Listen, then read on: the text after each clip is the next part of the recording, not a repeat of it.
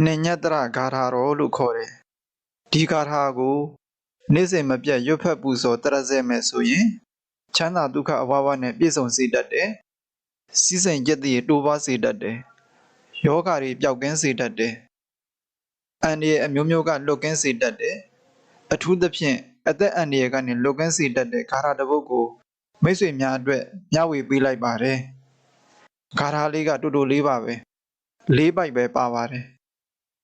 တချို့မိတ်ဆွေများရရှိပြီးသားဖြစ်မယ်ထင်ပါတယ်ဂါထာကနေညတရဘောဇတပတာနေညတိန္ဒရိယတံဝရာနေညတရတပ္ပနိတ္တကတုထိန်ပတ္တာမိပါဏိနံနေညတရဘောဇတပတာနေညတိန္ဒရိယတံဝရာနေညတရတပ္ပနိတ္တကတုထိန်ပတ္တာမိပါဏိနံ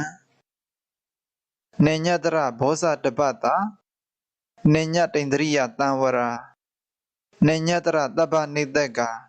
တုထိန်ပတ္တာမိပါဏိနံဂါထာကိုယုံယုံကြည်ကြည်နဲ့အိယာဝင်အိယာထအမြဲမပြတ်ရွတ်ဖတ်ပူဇော်ပါအသက်အန္တရာယ်နဲ့ကြုံတွေ့လာရင်များများရွတ်ပါနာနာရွတ်ပါအန္တရာယ်လွတ်ကင်းပြီးကောင်းကျိုးဒုက္ခတွေခံစားရပါလိမ့်မယ်မိတ်ဆွေများကိုယ်ဤကျမ်းမာခြင်းစိတ်ဤချမ်းသာခြင်းနဲ့ပြည့်စုံကြပါစေခင်ဗျာ